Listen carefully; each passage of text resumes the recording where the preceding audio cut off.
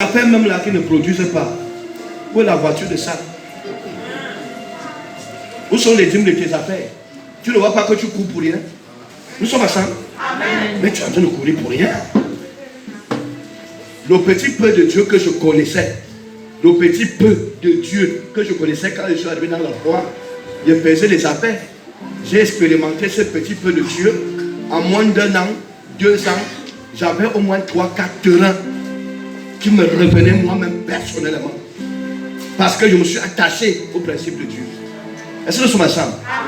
Je me suis attaché au principe.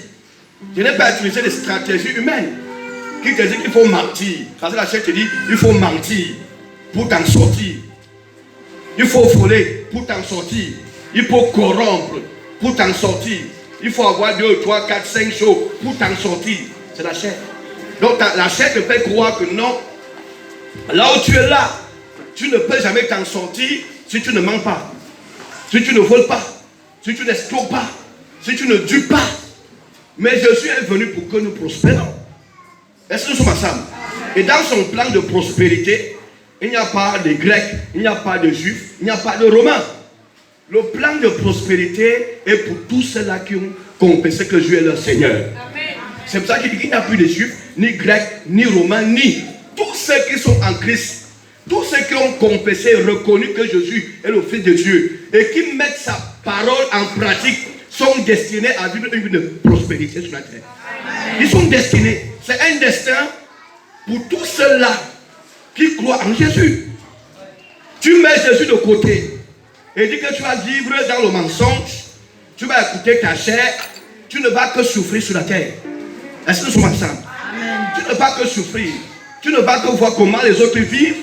Pendant ce temps, tu ne fais que gratter la tête. Tu dis qu'il y a des combines. Dieu ne fait pas les combines.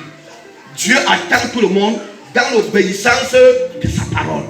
C'est là-bas qu'il attend tout le monde. Il suffit de dire que je suis rebelle. Ça veut dire que tu as déjà décidé que je vis dans la souffrance. Je vis dans la précarité. Je vis dans la limitation. Ou bien même il n'y a pas de vie. La sœur nous a resté un bon verset tout à l'heure. Celui qui a Christ a la vie. Quoi? En Jean 4, verset 12. Celui qui a Christ a la vie. La vie avec grand V. Cela globalise tout ce qu'il y a, tous les bénéfices qui sont dans le salut.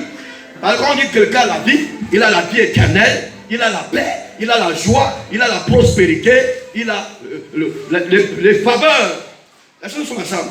Il a les faveurs, il a les grâces surnaturelles, les portes sont ouvertes, là où il arrive on le reçoit, il a la vie de Dieu en lui, parce qu'on n'arrête pas Dieu, là où il arrive, même si on bloque les gens, même s'il y a les lois, il est obligé de passer parce que tu es en lui. Là on échoue, il n'échoue pas. Parce que Jésus n'échoue pas. Est-ce que nous sommes ensemble? Mais celui qui n'a pas Christ est mort, n'a pas de vie. Ça veut dire quoi? Ça veut dire qu'il essaye de vivoter. Quand il porte un bon pantalon, quand il porte une belle jupe, il met les choses que vous mettez sur la tête et les machins. Il croit que c'est ça qu'on appelle embellir la chair. Il croit que c'est ça, veut dire que non, je vis. Aller au bar, boire une bière, tromper quelqu'un, et donc je vis, vraiment je vis. Non, tu n'es pas en train de vivre. Tu es en train de vivoter. C'est la vie qui est en train de te vivre. C'est la vie qui est en train de te perdre le temps.